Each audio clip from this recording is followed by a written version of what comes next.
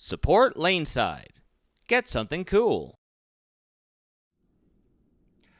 Hey everybody, and welcome into the drill room. As always, I am the bearded beast, Rob Johnson, and today we're going to be doing a lot of fun stuff. We're going to be going to the layout table, and we're going to be talking about the Storm 2LS layout system for two-handed bowlers. We do have a ball there that we're going to be doing some example drillings with, or not drillings, but layouts, so you can kind of get an idea for the system. And then we're going to lay out a ball for a customer of mine before it gets drilled.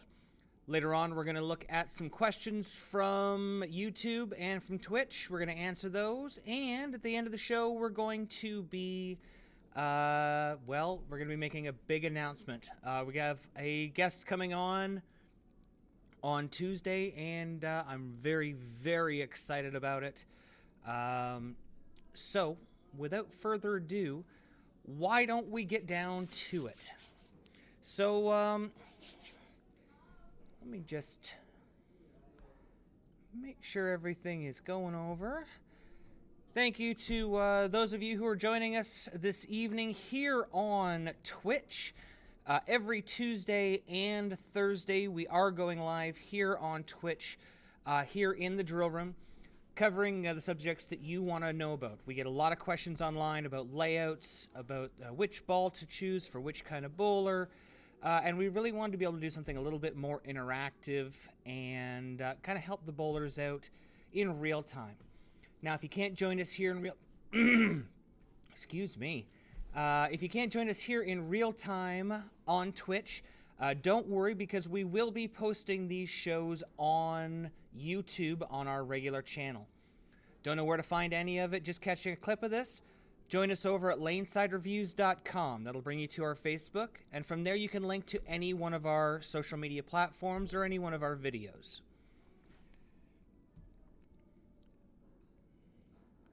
So let's talk 2LS. Just going to be bringing my notes up here on screen. Makes it a little bit easier for me. Now, right now, in the industry, we talk a lot about dual angle and VLS, which is the storm layout system.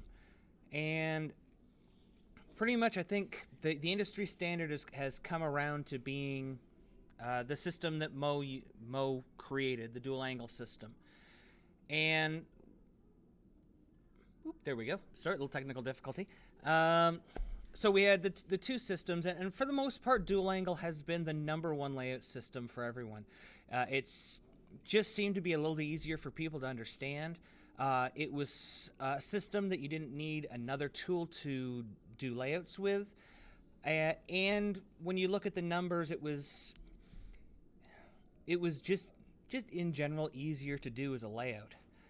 The unfortunate part is when no thumb bowlers or two-handed bowlers started being restricted in their layouts by not only what they could have weight hole wise, but what they could actually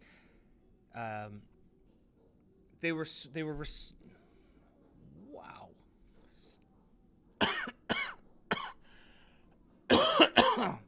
Oh, excuse me. My apologies. I could feel it coming up, and I just couldn't stop it. It restricted... The VLS system was more restrictive to pro shops because it was more difficult to figure out for the newer shops getting in. As a trained IPSIA certified shop, you learn both systems, and you learn to understand them.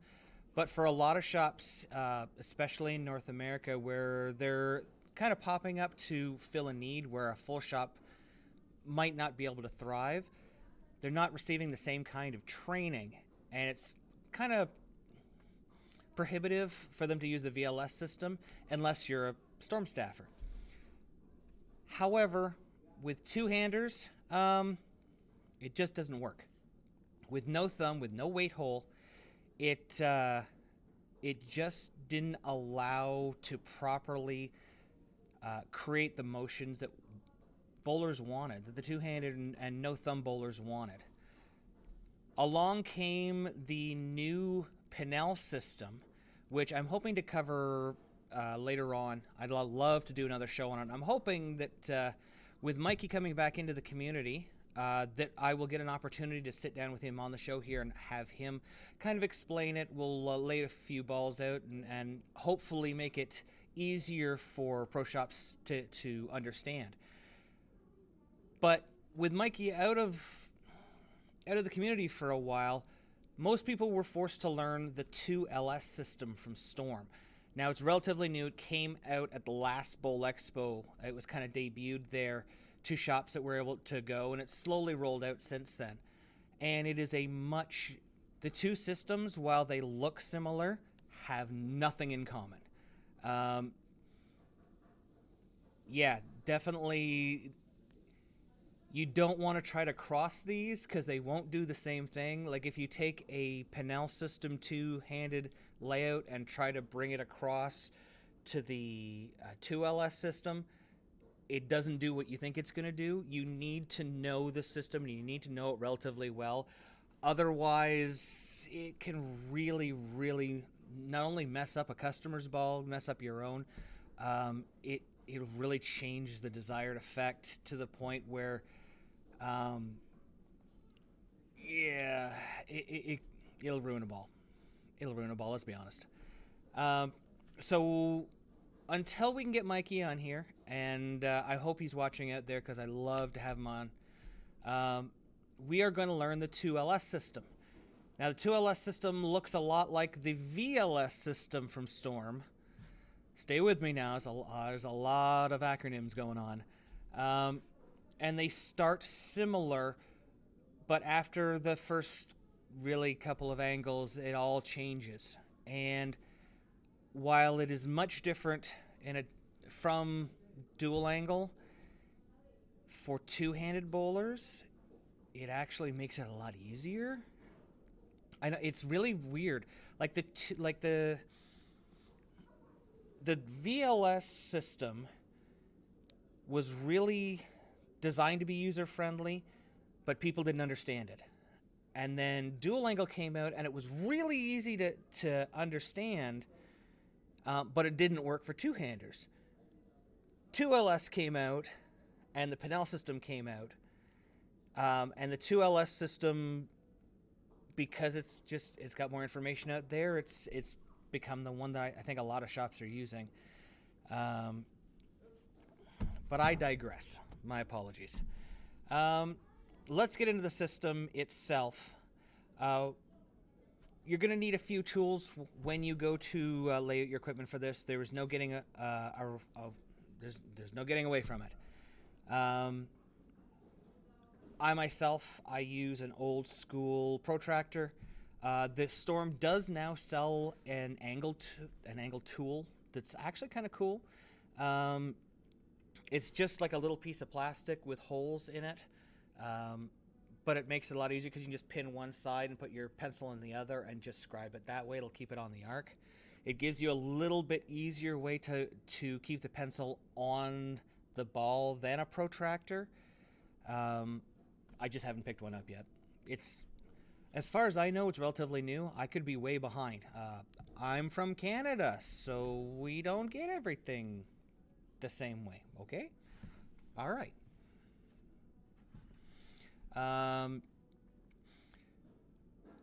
So once you have that, I recommend a sharp pencil, as always. Somewhere my drilling instructor is saying always have a sharp pencil. That makes it easier to not miss the lines. So we'll go through it. I think the easiest way to do it is we're going to go through it here. I'm just going to read right from the drilling instructions, and then we're going to go over to the bench, and we're actually going to put this into practice. So the first thing you do, like the VLS system, is you mark your pin to PAP. Then you make an arc from your PSA to your PAP. That's where the similarities to VLS stop. That's basically just finding that one point. From there, we have to find our pin to center of grip arc. So this is actually swinging the protractor, that arc, to the other side of the ball and making a mark line there. From there, then you have to use the lightning arc chart to find the proper distance to go from the one axis that you made with the pin to CG and PSA to PAP. Man, oh man, there's a lot of steps in this. But I'm going to get into the benefits of it and when we get to the table. But yeah, you have to find out the specific number for it to go from the pin to CG, and then you drill another. Oh my goodness! You draw another line here. Okay, that's to get to your vertical pap arc, and then you connect them and you put your CG. Holy moly! You know, I think there's a much better way for us to take a look at this, and that is to go to the layout table. So why don't we head there? Because I think this is something you got to see to understand, because once you do see it, oh boy, is this easy. So let's move over here. Now, hopefully you can still hear me. We've picked up some lavalier mics here to try to make it easier. So if you, just let me know if out there, viewers, if you can hear me okay. And I'm going to head over to the layout table.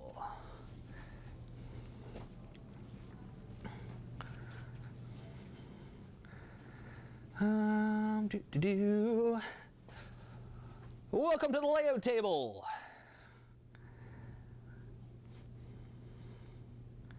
Okay. So as I said, this is something that you kind of want to see to make more sense of it, because just by watching it doesn't really make a lot of sense. So we have a web right here, and I've chosen a web, a symmetrical ball, because the steps are going to be the same no matter which. Sounds great. Perfect. Thanks, Scoops. No matter what kind of ball you use, it's going to be the exact same process. So I chose a symmetrical so that we can go through it all, and you can just repeat this no matter what kind of ball you're using. Now then, I'm just going to shift that Paragon over. On a symmetrical ball, you will have your riser pin or your dot logo, your CG, but no mass bias. Now, just because there's no mass bias on here doesn't mean there isn't one. Because in an asymmetric ball, 6 3/4 inches from that pin, you're going to find a little riser. Now, I just kind of, boop, laser engraved a nice little horseshoe in there just so I'd remember where that was. But we're going to draw a line. I'm going to grab the shortest pencil in Pro Shop. We just draw a line through the CG. Just so happens it splits at 6 3/4 inches away. That's where our mass bias would be, and we'd make a little mark. I put one on there to make it easier. No, this is not an asymmetrical web. I'm going to say this again. I just put that on there to make it easier for me. So, this is how we would start a dual angle ball, right? We'd go from there to there. For VLS, once we know where that mass bias position would be, we can start with our protractor or our arc tool and start doing some measuring. So to start, I'm going to do just a benchmarky kind of layout, which is going to be 5 by 4 by 3.5. So the first thing I do here, place the point right in the center of the pin, and I'm going to make a line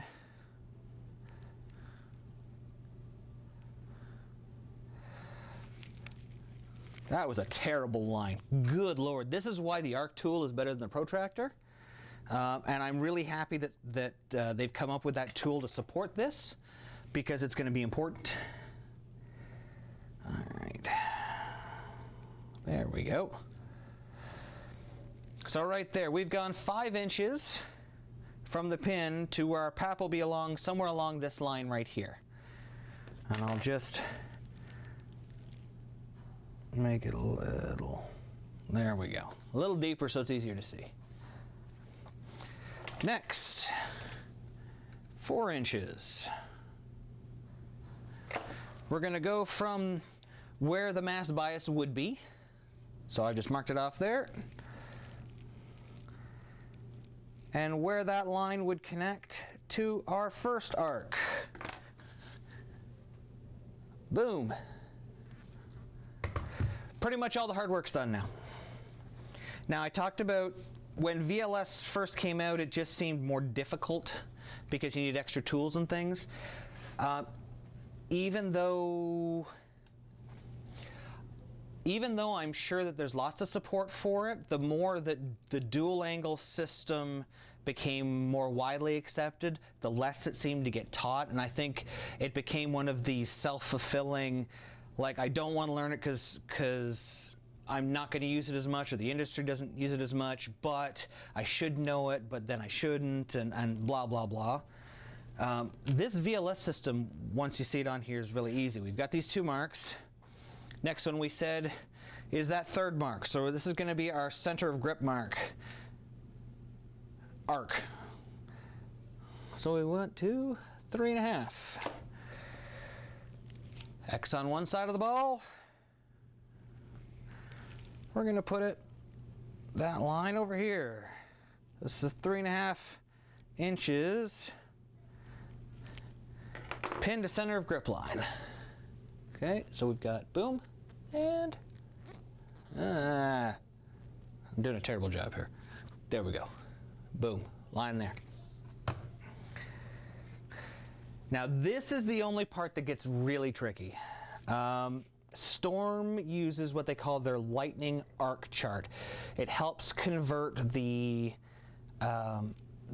person's pap to a usable number to find the center of the bridge. The only problem is it's not even really it's super duper thorough. Like, the chart could be blown up on a wall and still be hard to read because they cover just about every possible pap distance. So it can be very difficult to find your pap on like a mobile device. But if you've got a computer available to you, it's incredible because everything's just laid out. You just literally go, you know, we'll use this bowler for instance, he's 2 down and 5.5 over. So you just go down to 2 inches on the chart and go over to 5.5 and boom, it gives you your lightning arc number. For this bowler, it happens to be 5.25 inches. 5.25, right there. So we just go from this point here and over to that center of grip arc.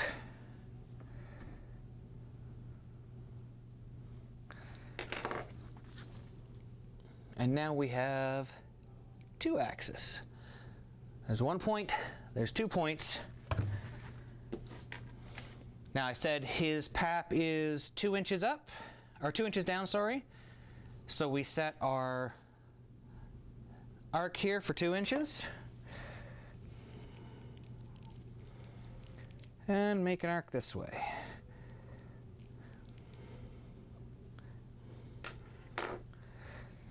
And now it's really easy. All you do is you draw a line from across the top of this arc through that point.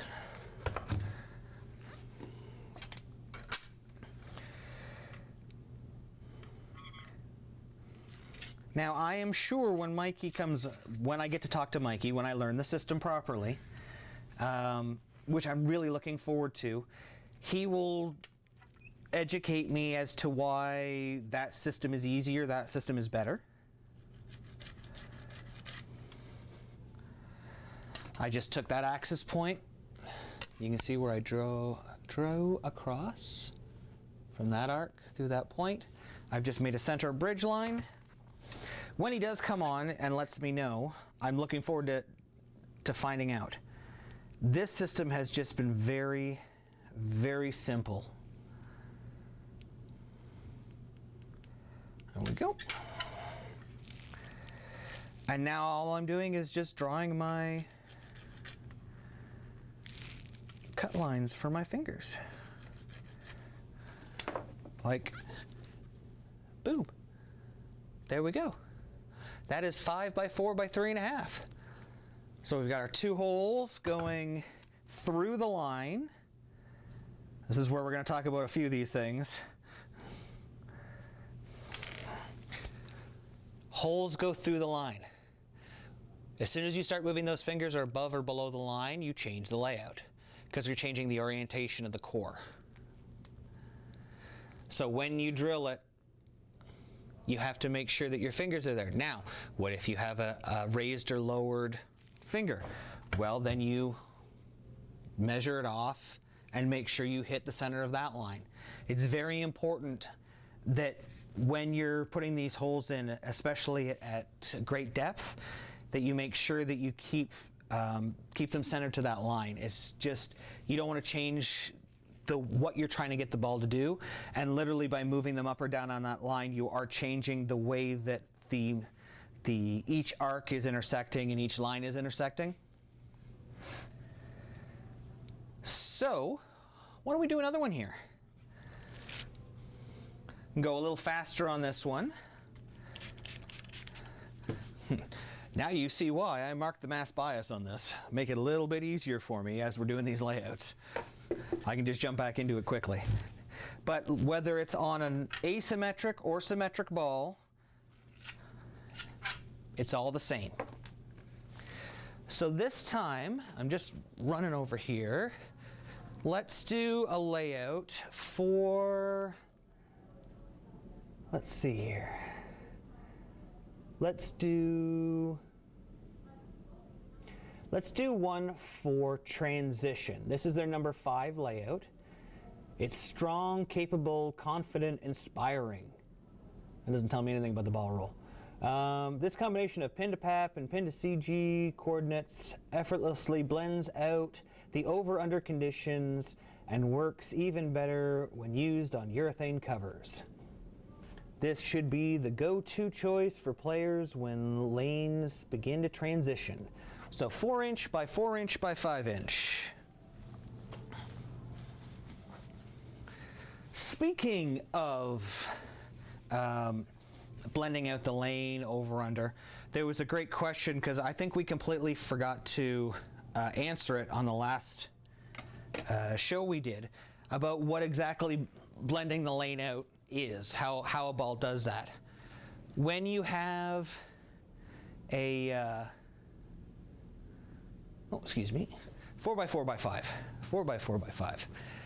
When you have a ball that's blending out the lane well, what it's doing is it's not rolling too early. It's also not jumping the friction when it sees it down lane. It's not super fast response down lane. What I mean by fast response is when it sees friction, it doesn't respond. I just said that. It doesn't respond quickly.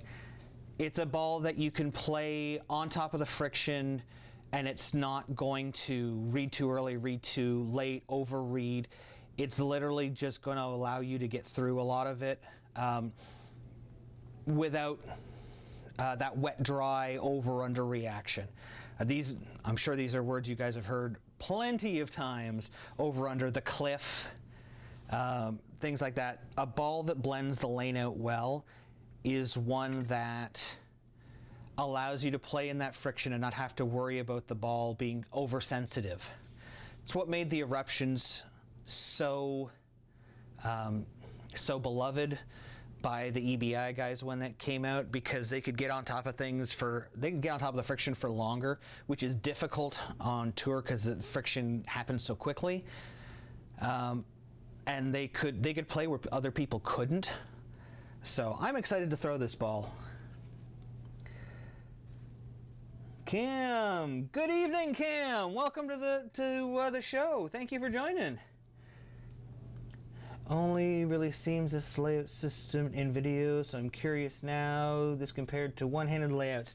Yes, we're gonna, after we lay a couple of these out, we're actually gonna peel it back and show you what the dual angle would be for this bowler if we kept the fingers in the same place.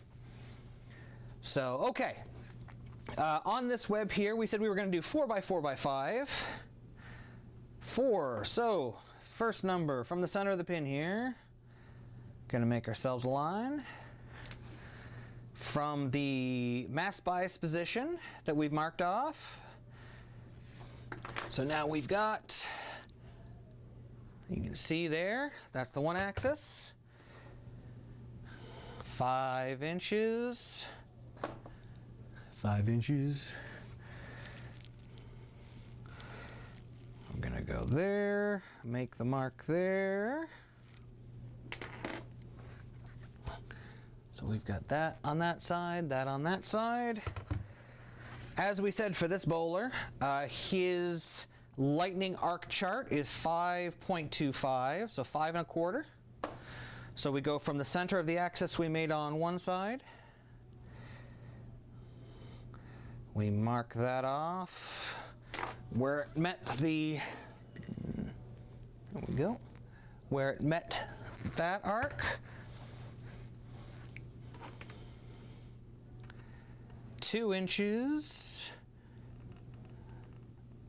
Back up the valve. There we go. Connect the points. Center of the X here, across this line.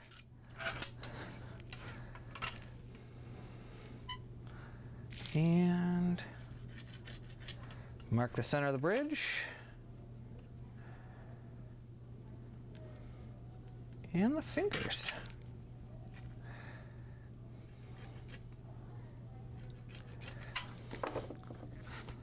And there we have it.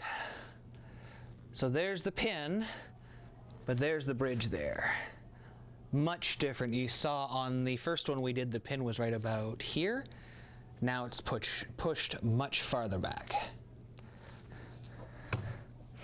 So let's figure out what this would have been in dual angle. Since we already have our line here marked, we're going to go back to our center line, find the center of this, mark a valve line,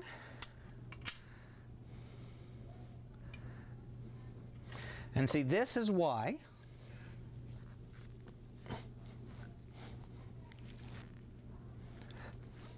if you look, this is the center of grip where the finger holes would be. This is the valve line. This is about 10 degrees valve angle. That's why you can't, let me mark this off here. It is in fact, dear Lord,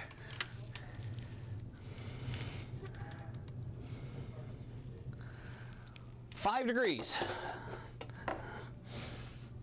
A valve angle of 5 degrees with a 4-inch, because we already know what the pin to CG was, which was 4 inches. This is why two-handed layouts can't use or shouldn't use dual angles, because that is not a layout that you would put on a ball normally. That is not. I know people will tell me I'm wrong. I have laid out a lot of equipment for a lot of players, and that is not a regular layout for dual angle. If you gave a customer a dual angle layout like that, I could hear someone screaming at you.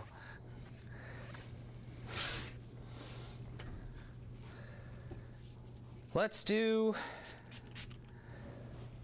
one more of these, and then we'll go on to some more questions.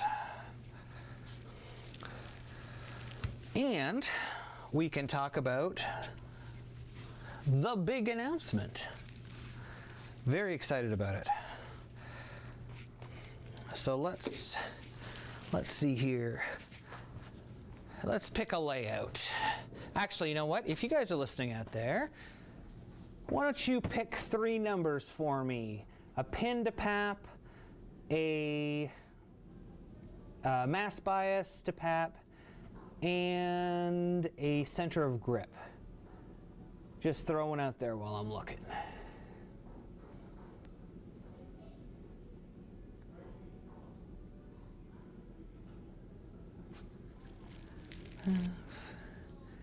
Do 2 by 3 by 3. That sounds wonderful. That sounds like a good one. So let's see here. 2 by 3 by 3. So we'll make our first line. This would be to find your mass bias. It's marked off. So our first number is going to be 2 inches.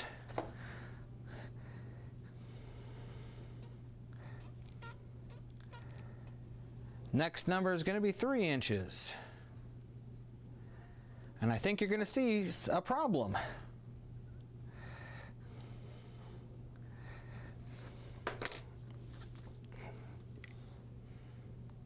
Unfortunately, those arcs are never going to touch. Another one of those funny rules for this system is you need to make sure that your pin to PAP and PAP to mass bias numbers touch each other. So we're looking at, I believe it's 8, they must add up to 8 inches here. That's okay. That was one I had later on that I was going to do, so that's okay, Scoops.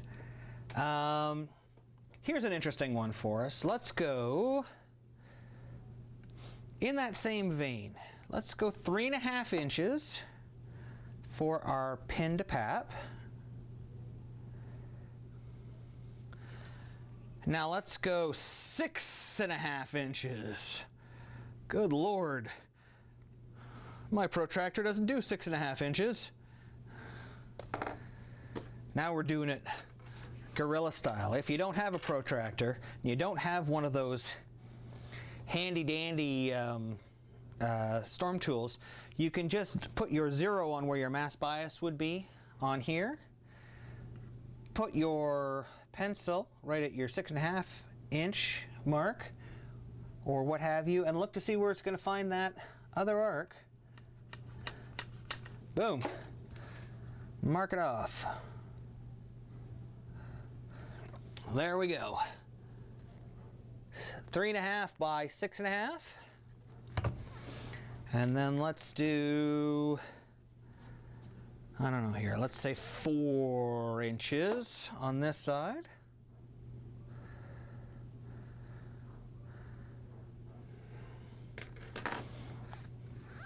We know our PAP here is, our lightning arc number is 5.25. So we'll go from the center of this to over here. Gotta keep that one going. Okay. That one's gonna be real close. Now let's do the 2 inch up the valve to make ourselves a line. And then we're just gonna connect those up.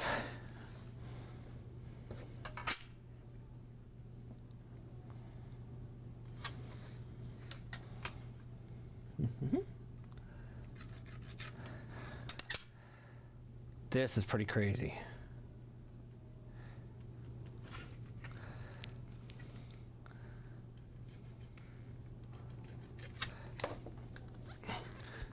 So this is going to be a really, look at that, the mass bias is over here in the track. Interesting. And once again, if we were to try to dual angle this, once again, the pin ends up in a really weird position. So we end up with a drill angle of 80 by 3.5 by 80 by 3.5 by 21. 80 by 3.5 by 21. Yeah, it doesn't work. It doesn't work. Unfortunately, you can't mix the numbers. They don't work properly together. So let's talk fingers. We've talked about this on shows before. Because the two-handed / no thumb bowlers have no thumb hole, their fingers actually are what we use to raise or lower the sorry, happened. Oh, sorry, happened again. Could feel it coming this time. It's what we use to raise or lower the differential in the ball. Unfortunately, we don't have the same ability we have in a one-hander's ball, where we can dunk the fingers to raise the RG a little bit. The two-handers don't seem to have that ability. Obviously, they're missing a hole. So depending on how deep you drill these fingers is going to drastically impact the amount that you're raising or lowering the differential. If you think about it, ooh, let me go get a ball. I have an example for this. I love this lavalier mic, being able to run around better. We have a ball. So when you drill those fingers in, you can see on this ball here, it's taken mass out of the big disc on the top here. So it's actually making that block squatter like this, making it shorter. When you take mass, you can see this one here, this is that. When you take mass out of here, you start to make it taller. Well, with a thumb, you're taking mass out of here and mass out of here, or mass out of here, or mass out of here. You can really make it taller or squatter or shorter. Two-handers, you just can't do that. Their fingers can only go so deep, and they can only take so much mass out. There's a second quadrant that they're taking it out of. So they get extra power and they get extra rev rate, but they have to be a little more selective in their ball choice. But not really. As have mentioned in the past, layout only accounts for 10 to 15% of your total ball motion. So we're talking about a board. Now, given that a board can definitely be the difference, I'm like right on top of you guys, I'm sorry about that. A board can be a real difference between a 9-pin, an 8-pin, a strike. So it can have some carry, it can create some carry differences, but for the most part, layout isn't going to make that big of a difference on how your ball is going to react. Now surface, holy moly. Surface. We're talking upwards of 70% of your ball motion is going to be dictated by how you, what you do to the cover stock, how you prepare it. Is it shiny? Is it dull? What kind of grit you've used on it, what steps you've used, so how the grit actually is, skip sanding. Somewhere Scoops is like, yeah, skip sanding. But that has a way bigger impact. Now for two-handers, layouts, I think layouts have in my opinion, have a little bit more impact. I think it's probably closer to maybe 15 to 20%, because they're a little bit more limited by equipment choices. Where they place their holes and the depths, I think, are going to have a little more profound effect. But I mean, it all evens out. They end up getting like 4 more mile an hour and like 7,000 more revs than we do, us one-handers. So, Fossil Bear. From what I see, layout is a bigger difference on Sport and Challenge. Yes. That is a very, very good point. So when we're talking about effect, it is lessened. Layout's effect is lessened. I would say probably half as important when we're talking about recreational lane patterns. So when you're bowling on your house shot, your easy, 8-to-1, 6-to-1 ratio or higher, where you've got free hook to the outsides and free hold to the insides, I think layout has almost, on a regular bowler, very, very little impact. When we talk about sport shots, yes, it does have a lot.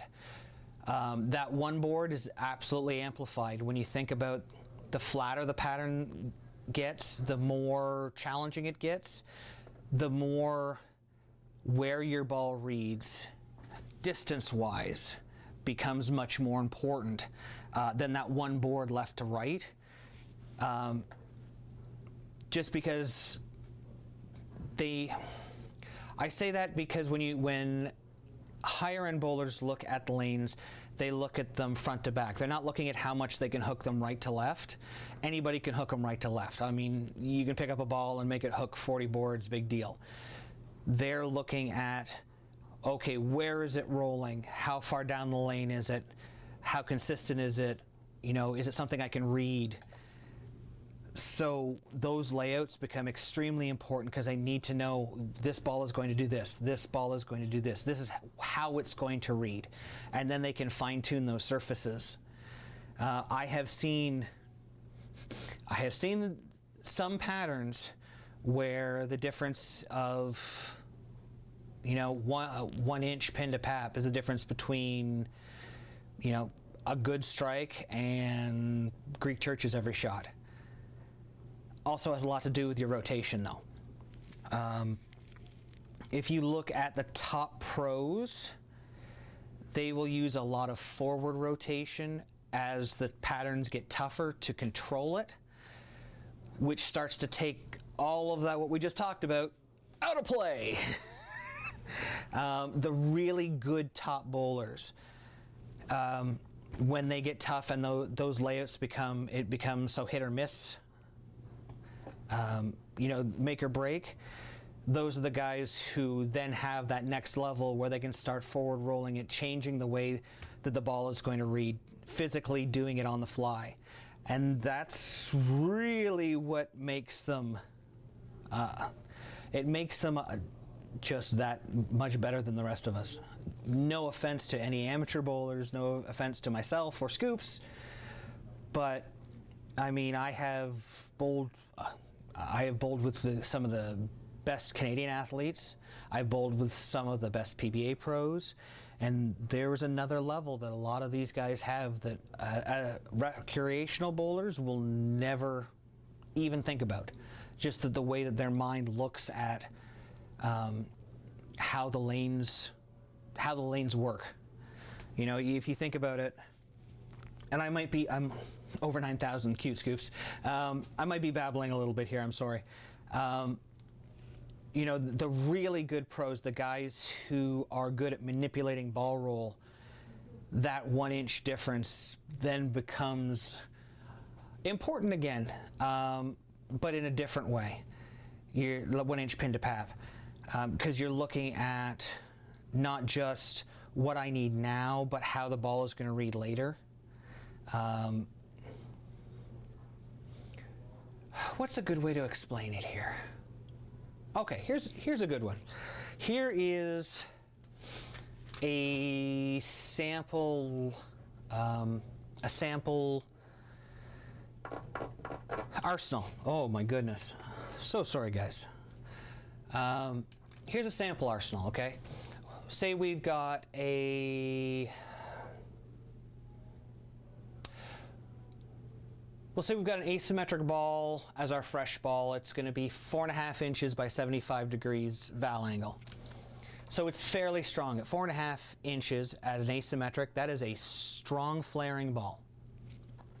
75 degree val, it's not going to really react quickly to the friction. It's going to kind of lay up a little bit, allowing it to have just a little bit more energy when it gets to the pins. It's not going to be so reactive when it sees the friction.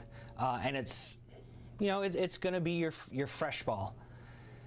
Your ball up, looking at 5 inches by 35 degrees. So we've only moved a 1/2 inch in pin to pap. Val angle, way more important, how quickly it reads.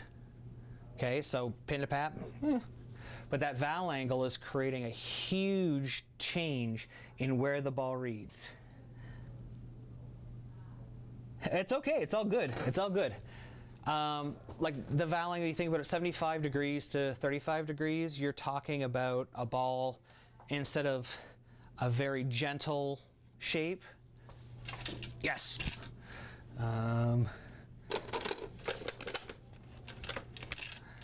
Whoop, whoop.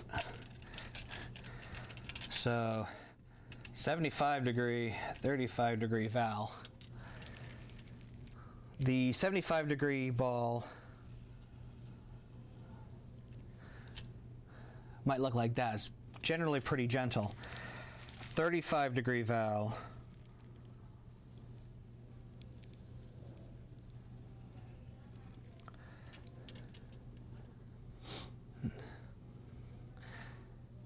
Now, if you read it out, we actually, the difference in hook is only about 3 boards, but it's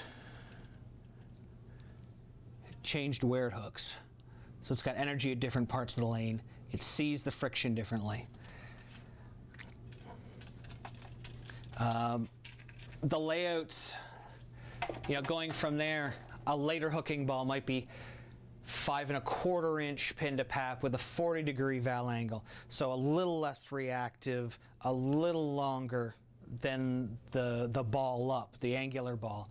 So it's not quite as reactive when it sees the friction.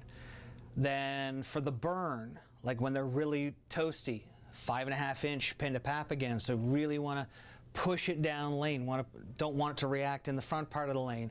65 degree val lays off in the back. So when it sees it goes from oil to dry, it doesn't just jump on you. It actually reads it and gives it a chance to get around the corner and roll and be controllable. Even with urethane, like 5 inches by 35 degrees, because in that case, you want to try to get it to the shape to be still a little bit farther down lane, but you still want it to see the friction real fast, because urethane is about seeing the friction and bleeding some of that energy off and not being so reactive down lane. I don't know if that answered the question for anybody. I just wanted to talk about it for a while. So yeah, two-handers, the dual angle system just doesn't work for them. It just doesn't. So until I can get a hold of Mikey and learn the Pinel system, this is what we have, is the VLS. And to be honest with you, it's pretty easy. Storm is nice. They put 6 different layouts up on their site, which are kind of similar to the Radical, 5 layouts, so that people can just generally drop into things. Now you can play with the pin to CG and pin to pap distance a little bit, but for the regular person, you're best to stay with something that they've kind of shown you. As a pro shop, obviously you'll know changing the pin to pap is going to change the shape a little bit, where it's going to shape on the lane, and the mass bias is going to change how, how quickly it sees it. Good evening, Mobile. Thanks for joining us. So yeah, that's the VLS system. Now let's lay out a ball for the actual customer of the ball here. So for them, they're making a slight change. We're making a change in their pitch.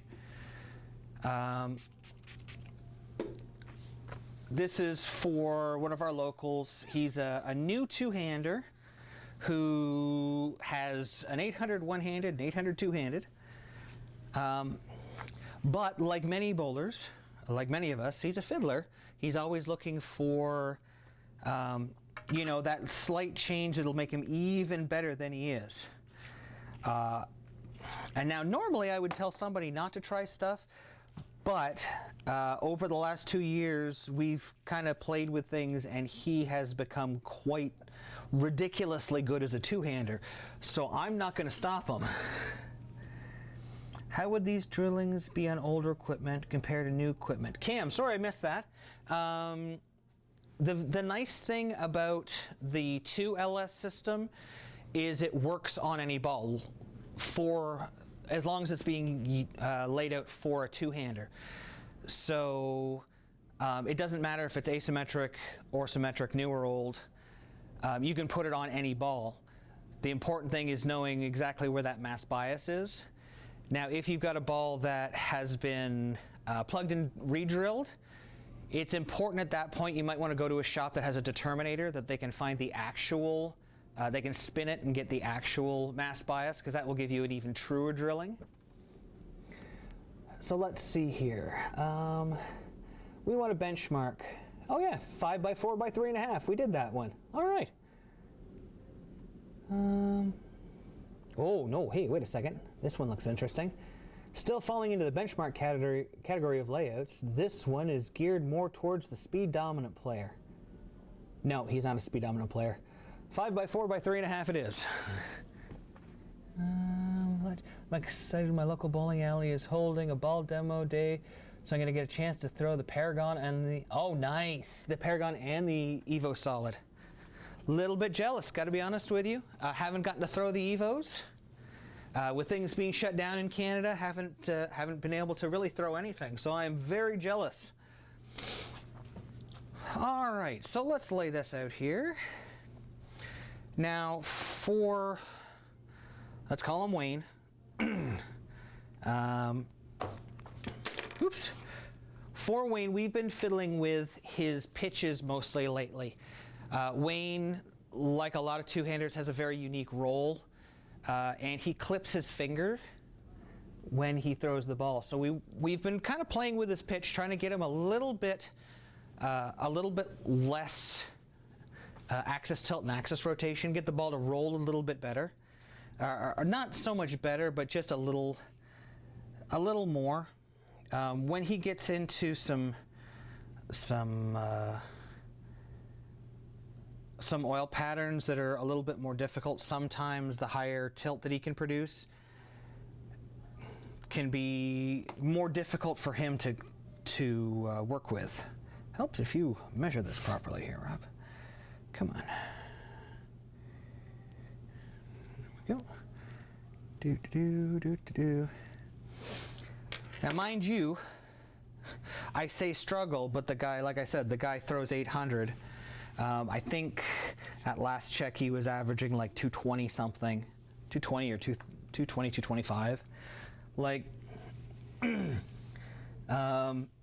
like seriously, the guy is really good, just straight up. Like, he has become quite a good bowler. Making the switch to two-handed has unleashed. Like, he was a good bowler, but now he's really good.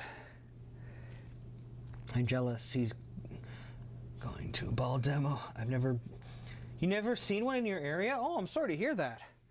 Ball demos are a lot of fun. They always, if you contact your local ball rep if you know a staffer, they can contact you, whichever company that you'd like to have a ball demo, and they can contact whatever your local shop is, and hopefully they can try to set something up. Or once a year at, what's that called? That show in Vegas, Bowl Expo. How could I forget that? Bowl Expo. Every year at Bowl Expo, they have a monster ball demo with all the major companies, and you can literally try everything. I highly recommend that. As long as you've, like, during pandemic times, you've got a mask and so on and so forth. All right, boom, boom, boom. Now we're going to, yeah, once you figure this system out, as long as you remember to record the numbers, like on this particular bowler, I've written down his lightning arc number on his sheet and in my tracking software, so that when I'm working here, I can just boom, boom, boom, like you can see how quick it is to lay it out, because I just know I know that number going into it. Undo. Rob, what's the big news? Oh, I forgot about that. Sorry. So the big news. Very, very excited about this. For the past couple of years, I have been working with a gentleman on his bowling. He's an incredibly passionate bowler who taken a bit of a liking to. He's a really nice guy, really passionate, very, very humble, and someone who gives back to the youth. He's a youth coach in his area. Well, recently it came to my attention that he led a double life, and I cannot believe this. Behind my back, this wonderful, gentle teddy bear of a human turns out to be AEW superstar JD Drake. So on Tuesday, we have been given the blessing. We've actually got JD Drake coming on the show here, and we're going to do our very first interview in the drill room. We're going to talk a little bit of wrestling, and we're going to talk a lot about bowling, because I think as a professional athlete, as a professional wrestler, I don't think he actually gets enough credit for what he does in his area, working with youth, and just working the game of bowling wherever he goes as a professional wrestler. So I am extremely excited. We are going to talk about not only what he does, we're actually going to talk about his game. JD has a really unique style. Like a lot of bowlers out there who've had knee problems, he is a planter. And over the last couple of years, we've been really working hard on his game to, just to get the most out of what he can do. And I gotta tell you, this guy is good. Like, holy moly, this guy is good. And so we're gonna have him on. We're gonna talk about bowling. We're gonna talk about his game and what he's done as a planter to maximize what he can do. So very, very excited about that. And then we're going to talk about whatever else you guys want to talk about. It's going to be nice. He's actually going to be live here on the drill room. So we're going to be able to interact directly with him. You can ask him whatever questions you want. Now, there are some rules about this, of course. First of all, we don't want to scare him off. He is an incredibly nice gentleman. So I'm hoping that the fans out there will be very, very nice to him. Secondly, while we can talk a little bit of wrestling stuff, really we're here to talk about bowling. I think he really deserves the limelight on this, because he is an incredible, he's a multi-sport athlete. You should see the dude play softball. Holy moly. He can hit him a mile. So as long as everyone is respectful, I'm going to have a moderator on for that one to make sure that nobody is mean. And I don't think anybody would be. I think we're blessed with one of the nicest group of other athletes, of bowlers, that I could hope for. So very excited about that.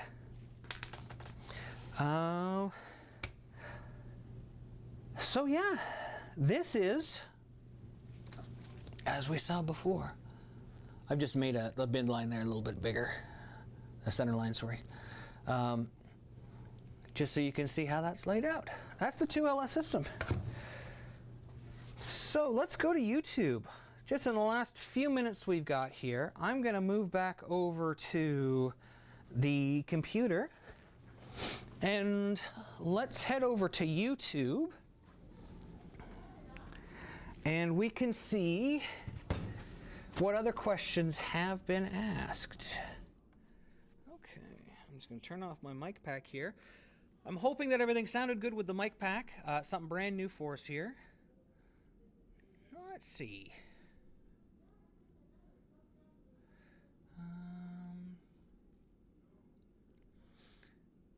Let's see here. Comments. Okay, we have a question here from Brooke. Brooke posted back on the Drill Room episode 2, and she asked, do you have any suggestions for a speed-dominant player for a bowling ball arsenal? Like, what aspects should I look for in a bowling ball? That's a great question. That's one we get fairly often. When you are a speed-dominant player, you should be generally looking to have more asymmetric equipment than symmetrical equipment. Now, why we want this is because the speed dominant player already has a very short window for the ball to hook. Symmetrical balls take a long time to hook, but they continuously hook.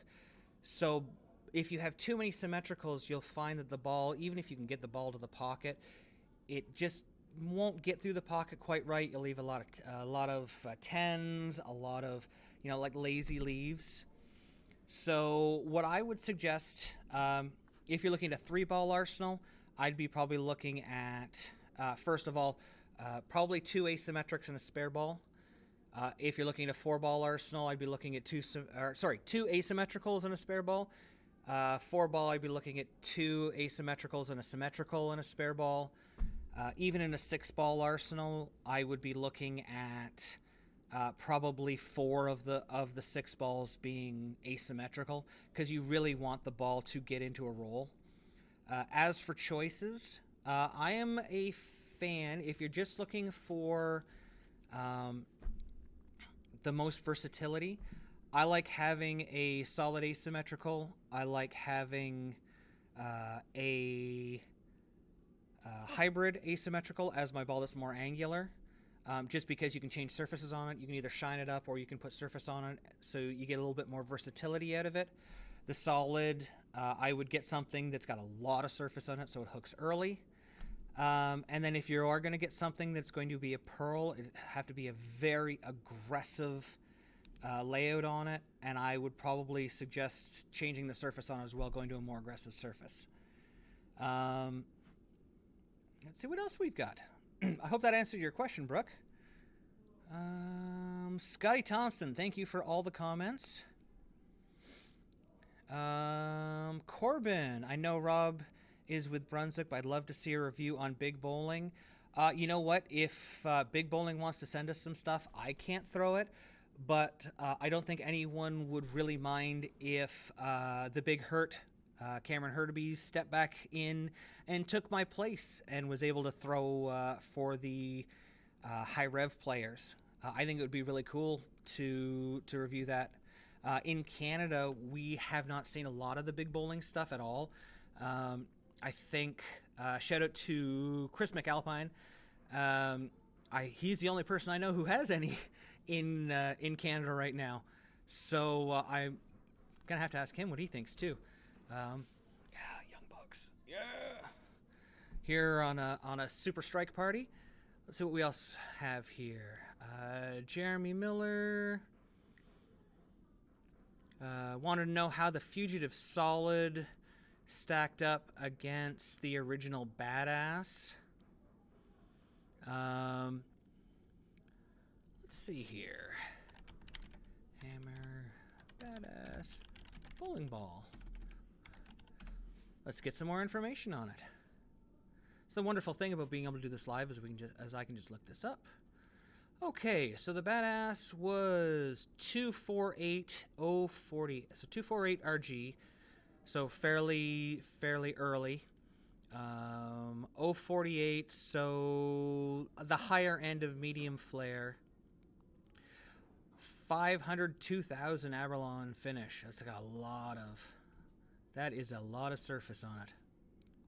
All right. And then the Fugitive. Fugitive Solid. Fugitive Solid. We're looking at 248, so roughly the same. The RG is similar, so it's going to want to spin up very similarly. Differential 052, so we've got 004, 004 more differential. So that is going to affect the way that it rolls a little bit. It's going to be a little bit more flaring.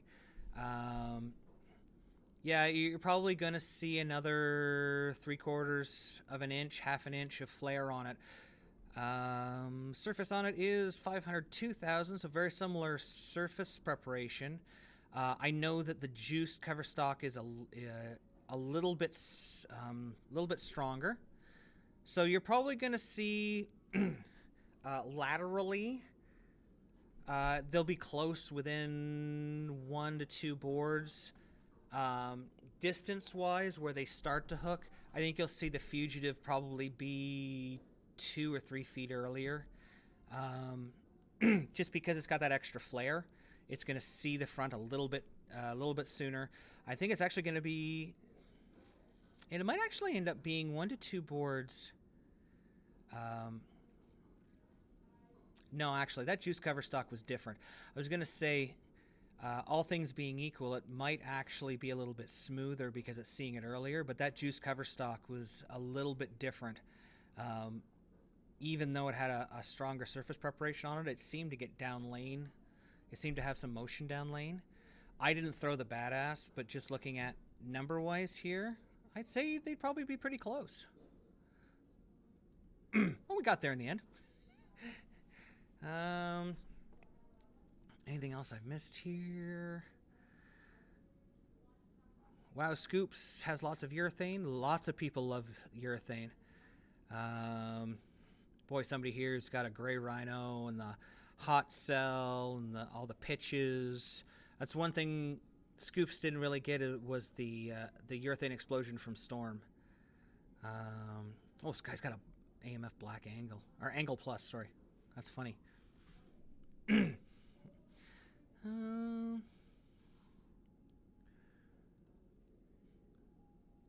Let's see here.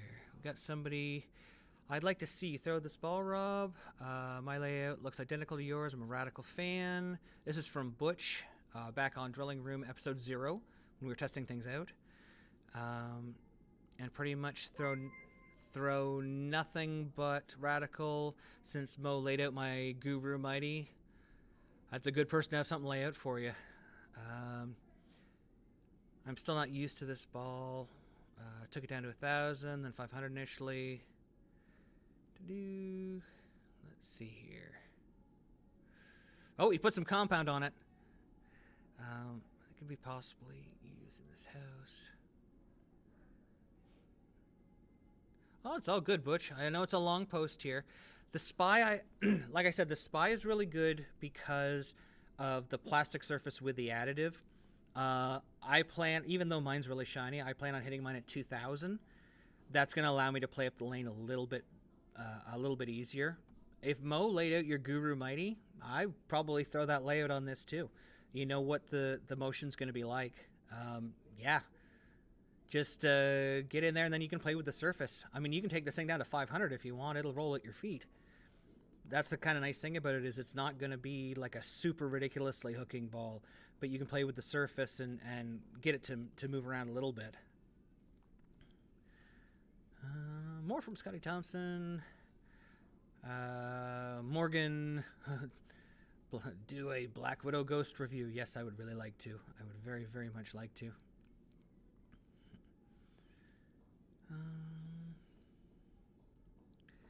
Let's see if there's anything else here. I don't want to be on too long tonight. I like to keep these relatively short.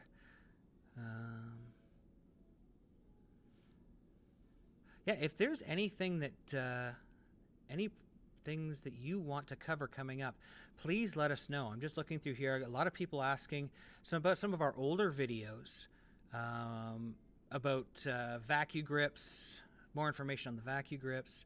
That was a really fun video to do. I'd love to, if anybody has any more questions about that.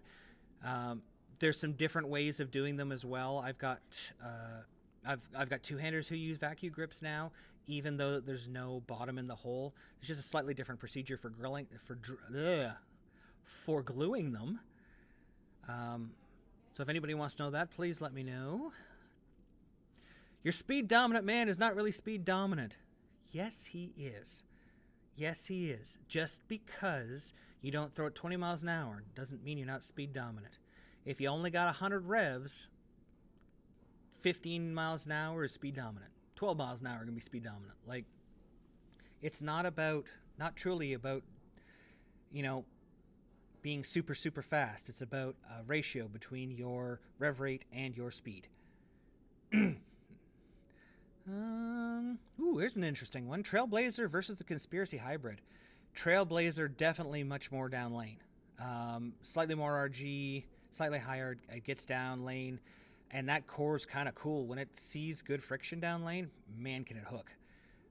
Put some surface on it, you can really get it to pick up. But even with some polish on it, that the thing sees friction, it's going to take off.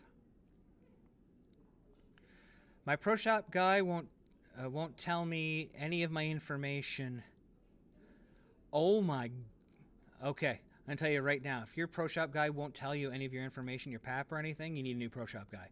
I'm sorry, Tiger. This is from our ball motion video. I'm really sorry to hear that. What do I got to do? Give someone $50 to do it? You know what?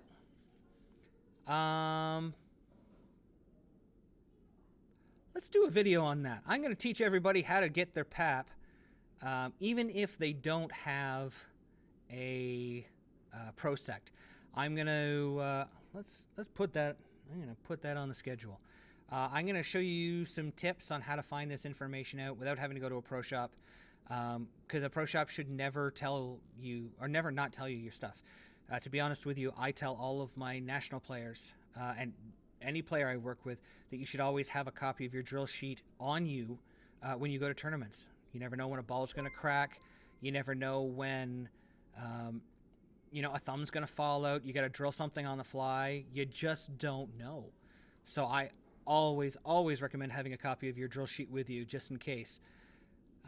So yeah, I'm going to put that on there. Let's see what else we got. Did you guys review the Trend 2? No. We did not receive one. Maybe I'll message Jason. We would, as with any ball, we will review any ball you want as long as we can get one. If there is a ball you have that's no longer available and you want us to review it, send it to us. Message us. We'll give you the address and we'll review it for you. We'll plug it and throw it and let you know how it is. We'll review anything. Would love to learn how to determine my PAP, revs, and tilt. Yeah, okay. So that seems like a very important episode. We're going to put that on sooner than later. I'm going to definitely take care of that because I think every bowler should know. Would it be safe to say, this is from Justin, would it be safe to say that the heat would be a nice ball down from the Proof Pearl when they get a little toasty? Yeah, absolutely. That Proof Pearl has definitely got some jump down lane. This is going to be much smoother. It's not going to react to the friction as fast. Depending on how you have the surface preparation on it, I like this as a later ball. Right now I'm a fan too of the Radical Bowling balls. Zing Hybrid's really good. I really like the Zing Hybrid. Oh yeah. Rocky Bad Boy, thanks for joining us. Yeah, that Zing hybrid. Oh man, I wish I could still have another one of those. It was in my bag for a long time. It was a really good hybrid that I could change the surfaces on, and I knew exactly how it was going to react. How does the Purple Widow compare to the Black Widow urethane? That's actually a really good question. The Black Widow urethane was a little bit smoother, a little bit earlier. This is from Sea Lance. A little bit earlier, a little bit smoother. Overall hook was within a board or so, but a little bit different shape. The Black Widow purple urethane, too many words, just gets down lane a little bit farther. The softness, like the softness issue, the durometer, I think was about the same. So it was just cover stock preparation, or just cover stock composition that made them a little bit different. Oh, here's a good one. This is from Foot Hung something or other. I'm sorry, I don't want to butcher your name. The sound is horrible, Scoops. Yeah, I know, I'm sorry, that's my fault. I'll take the blame for that, it's not Scoop's fault.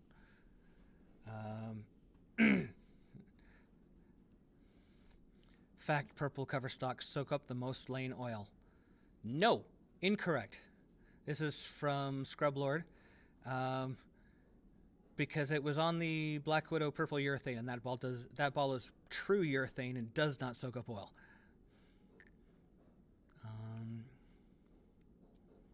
Oh, Jake Drake got gifted a Black Widow purple urethane. You want to know how it's stacked up against the UC3? UC3 is a lot closer to resin ball. It is they call it Tourthane or something like that, or it's basically like the True Motion used to be. So it's a urethane base from a reactive resin, but with nothing in it. So it still soaks up a little bit of oil. So I put it in probably about a 4 or 5 board difference between the two of them. The UC3 is going to have a way different shape too. Boy, people really love the Black Widow urethane.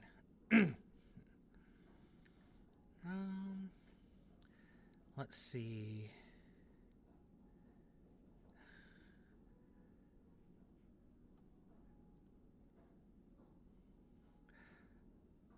Oh, you've got a political one. Oh, I'm not reading that one. Only took me 3 weeks to figure out that moving left requires slowing down substantially. Yes, Travis. You know what? It's okay. This is from Travis on the Obsession Tour ball. He said it only took him 3 weeks to figure out that he had to move left requires him to slow down. Yes, when you get into more oil, it is gonna get a little bit squirtier. It's gonna go down lane a little bit farther before it hooks. So, yep, getting the oil off and being a little bit slower, it was a great plan. So I think I've got just about all the questions from since the last one. Perfect. All right. Well, I don't want this to drag on for too long. I want to thank everyone for joining us tonight. Really appreciated you coming along with the 2LS system from Storm. I hope I made it at least somewhat more understandable. It's actually pretty simple once you've done it a few times. But when you... no more balls for Scoops. Sorry. I hope it made it a little bit more easy to understand. When you're reading the instructions, it actually makes it much more complex when they're explaining it than it actually is. I highly recommend getting it and giving it a try. I want to thank everybody for sending in their questions. Once again, you can send them to laneside-reviews.com. That'll bring you to our Facebook. From there, it'll take you to any one of our socials, or you can message us there, or you can just email us at lanesidereviews@live.com. And don't forget, next week, Tuesday, 7 p.m., we are going to have the Chop Daddy himself, the blue-collar badass, and my friend, JD Drake on the show here. We're going to be talking about a little bit of wrestling, but mostly about what it's like to be a fine youth coach and a pretty darn good bowler. So until next time, guys, we'll see you laneside. Thanks for watching. Don't forget to like and subscribe and turn on notifications so you never miss a show. So until next time, guys, we'll see you laneside.